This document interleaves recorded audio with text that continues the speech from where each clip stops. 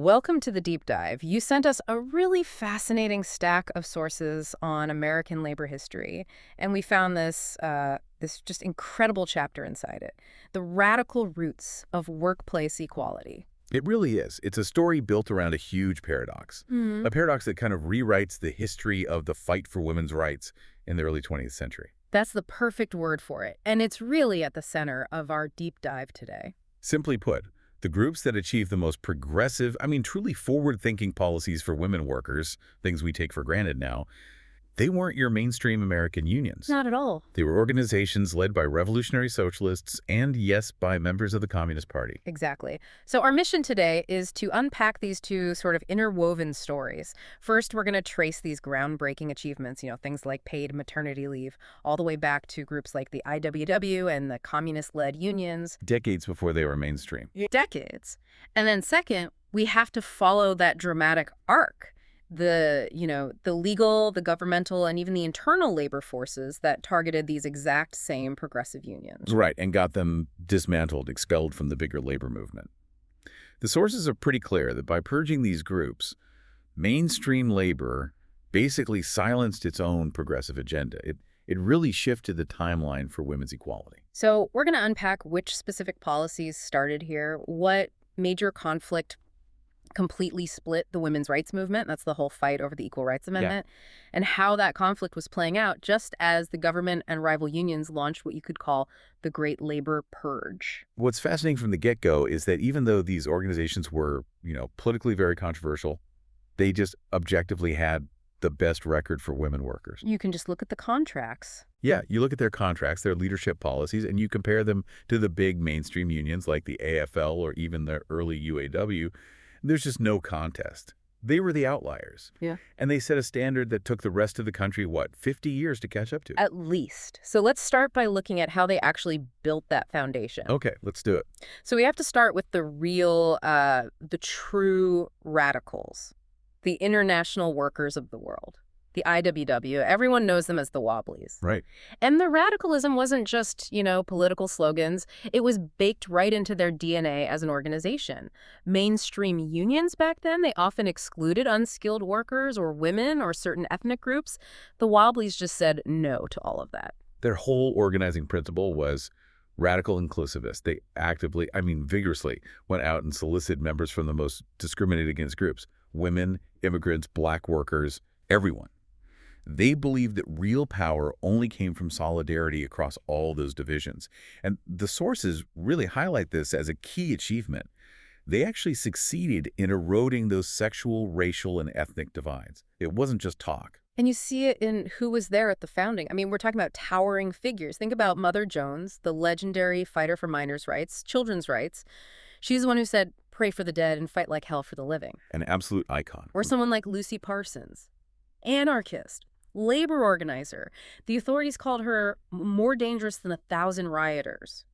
These women were at the absolute core of the IWW, not, pushed off to some women's auxiliary committee. But if the IWW kind of established that principle of inclusion, the really detailed policy innovations, the actual demands that sound like modern HR policies, those came from groups tied to the Communist Party. Specifically, groups like the Trade Union Unity League or the TUL. Right, and this is where that central paradox revolutionary ideology meeting practical, on-the-ground reform really takes off. And this is where it gets really amazing for you, because the TUL sets up All Women's Department, and their program from 1929, it lays out demands that sound like they're from this decade. We really need to pause on this, because you have to appreciate how radical these demands were in 1929. It's hard to even grasp. Okay, so first, equal pay for equal work.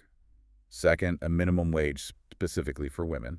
Third, and this is the big one, paid maternity leave. Paid maternity leave. And fourth, worker-run and employer-funded childcare. In 1929, employer-funded childcare. The mainstream AFL wouldn't even touch those issues. So why? Why the difference? Why did this revolutionary socialist ideology translate into these, comprehensive social welfare demands? It was ideological consistency. For them, communist organizing needed the total mobilization of the industrial working class. That means the whole family unit. Right. You can't leave half the workforce behind. You can't. You can't call for a working-class revolution and then turn around and subject women to separate unequal standards or make them choose between a job and a family. For them, liberation meant social infrastructure, like childcare, that was supported by the state or the employer. It allowed women to fully participate in production, and this is critical, in the union. It was a structural necessity for their whole worldview. Exactly. And that commitment carried right on into the CIO era.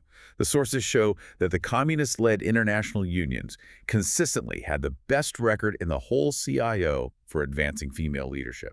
The evidence is just so concrete. Eleanor Nelson. She was with the United Federal Workers, a communist-led union, and she became the very first woman to join the CIO's top leadership. She was on the executive board. And Robbie May Riddick, from the food, tobacco, agricultural, and allied workers, she became the first black woman to serve on a CIO international executive board. We're talking about achieving leadership diversity in the 1940s that, most of America was still fighting for 30 years later. And you could literally measure their commitment in the contract language. It's right there in black and white. Yeah, the data is stark. Contracts from the communist-led unions were far more likely to have an equal pay for equal work clause. Something like 34% of their contracts had it. And in the mainstream were anti-communist unions. Only about 10 to 16%. I mean, that is a massive gap. And to really understand these policy advances, we have to do a little deep dive into one union in particular, the United Electrical, Radio, and Machine Workers, the UE. The UE, right. They were just relentless on pay equity. Yeah. Absolute champions. And the UE went a step beyond just equal pay for equal work, which, that's pretty easy to define. Two people, same job, same pay. Sure. The UE became leaders in pushing for a much more progressive and, frankly, complex idea. Equal pay for comparable worth. And this is such a key distinction for you to understand. Yeah. Comparable worth is a different argument entirely. Totally different. It means arguing that jobs mostly held by women like, say, fine motor assembly or inspection, even if they have different titles than men's jobs, they require the same or maybe even greater skill, effort, and responsibility as higher paid jobs mostly held by men. Like heavy machine wiring or something? Exactly. They argue the only reason for the pay gap was just sex discrimination, pure and simple. That's a game changer. It directly attacks the whole system of job segregation. And they were also amazing at fighting management tactics, like having separate seniority lists for men and women. Which was a classic way to keep women in lower pay grades and make them the first to be laid off. Right. But by 1949, the UE had won unified seniority lists in most of their locals. And this just stands in such stark contrast to the rest of the labor movement at the time. The AFL mostly looked out for white, male, skilled workers. A union like the International Brotherhood of Electrical Workers, the IBEW, they're an AFL union. They only granted women full membership and the right to hold office in 1946. 1946. So women were basically second-class citizens in a major union until after World War II. And even in the big CIO industrial unions, that commitment could be pretty shaky. The UAW, the United Automobile Workers, a huge, powerful union, they ultimately failed to deliver on that equal pay promise. The sources say they ended up confirming the separate and unequal status of women in their contracts. They kept separate, lower wage scales for jobs they classified as female. So the most radical groups were really setting the gold standard, and the big pragmatic unions were, well, often falling way short. But all this progressive momentum, it hits this massive internal roadblock. And that was the huge, long-running fight over the Equal Rights Amendment, the ERA. Yeah, this is the great paradox in the story of women's rights in the 40s and 50s. It is. The sources show this major ideological split among feminists. You had the laborites, the union women and their allies on one side, and on the other, their middle-class and professional counterparts who were pushing hard for the ERA. And the central issue was really about protection versus pure legal equality. It seems so counterintuitive to us today. Many left-wing unionists, men and women, they opposed the ERA. They were terrified of it. Their fear was that passing the ERA would instantly wipe out all the existing hard-won protective legislation for women workers. So these were state laws that, say, limited how many hours women could work, or banned them from really dangerous jobs, or set limits on how much weight they could lift. And why would they want to sacrifice that? Because the unionists knew a simple fact. The vast majority of working women, women in laundries, canneries, textile mills, they were not in a union. They had no bargaining power. Right. For them, those state protective laws were their only defense against exploitation. It was all they had. So if the ERA passed, all those protections would just be voided instantly, all in the name of legal equality. The women who were pushing for the ERA, they were largely professionals who didn't need those laws. They saw them as barriers. But the labor rights, who were focused on the most vulnerable women, saw the ERA not as a solution, but as a threat that would just expose millions of non-union women for unlimited hours and unsafe conditions. It's this classic conflict, isn't it? The ideal of total legal equality crashing into the practical need for a basic safety net for the working poor. And that division really hurt any kind of unified political action right at a critical moment. Yeah, and this was all happening just as the forces against these radical unions were really starting to organize. I mean, if we connect this back to the big picture, these unions had these amazing policies, but their politics, their revolutionary ideology, it just made them fatally vulnerable. And that vulnerability was exploited ruthlessly. It started with legal weapons. The Taft-Hartley Act of 1947 was a major structural blow aimed directly at crippling these groups. So what did it do? It required all union officers to sign a non-communist affidavit. Okay, but hang on. How does a piece of paper actually dismantle a union with tens of thousands of members? I mean, what was the real consequence if you refused to sign? The consequence was immediate legal neutering. If an officer refused to sign that affidavit, their union was instantly barred from using the NLRB, the National Labor Relations Board. And the NLRB is where you do everything. Run elections, file complaints against employers. The only place you can do any of that. Yeah. So without access to the NLRB, they basically became ghosts. They couldn't legally defend their own contracts or their own members. Wow. And that immediately led to a massive escalation of raiding by rival unions. The mainstream unions, who were now compliant with Taft-Hartley, could just come in and poach the membership, steal the bargaining units. And the radical unions had no legal way to fight back. None. Taft-Hartley didn't make communism illegal, but it made radical unionism functionally impossible to sustain. And the government didn't stop there. The courts, the legislature, they actively worked to dismantle these groups. They kept pushing this idea that communists weren't in labor to help workers, but to disrupt commerce and industry for foreign powers. And that thinking culminated in more legislative attacks. The Communist Control Act of 1954 let a government board just designate unions as communist infiltrated. And that designation meant what exactly? It stripped them of all protections under the Wagner Act. It denied them bargaining rights. If you can't bargain, you can't exist as a union. End of story.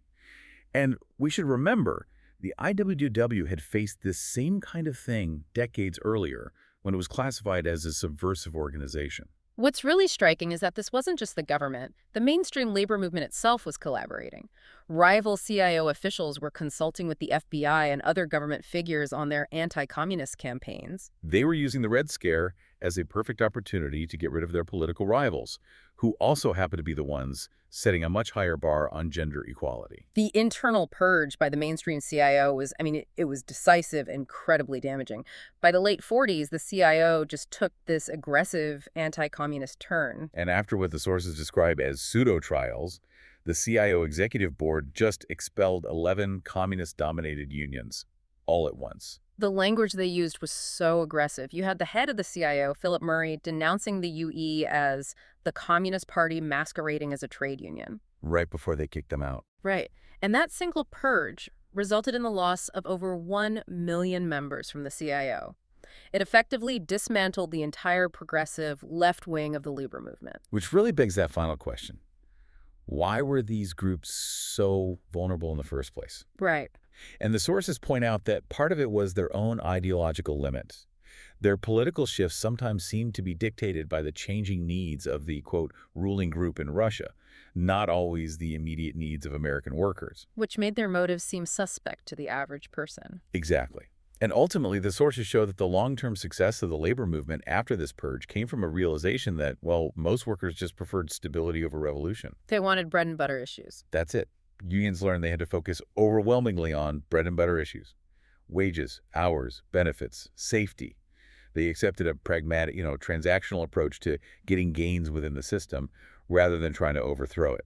Even if that meant sacrificing the most advanced social policies like universal child care or comparable worth. So, to synthesize all this for you, these radical and communist-led unions were the unexpected historical drivers of foundational women's workplace rights.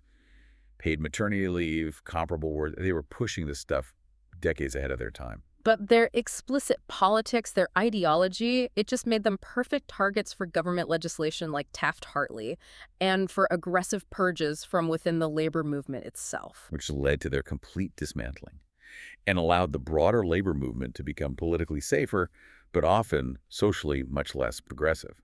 The movement survived, and it secured huge industrial gains for its members, but only by cutting off these politically extreme elements. Which means, in the name of pragmatism and stability, they lost the most outspoken and most successful voices for women's equality in the workplace. And this really raises an important question for you to think about as you reflect on this history. When you're trying to advance rights and equality, is a radical, comprehensive approach, which, as we've seen, risks state backlash and self-destruction, is that ultimately less effective than a pragmatic, incremental approach that just focuses on those bread and butter And you issues? have to wonder, how much longer did millions of working women have to wait for policies like paid maternity leave and equal pay for comparable work, precisely because the movement's most progressive voices were purged? Something to mull over as you dive back into your world.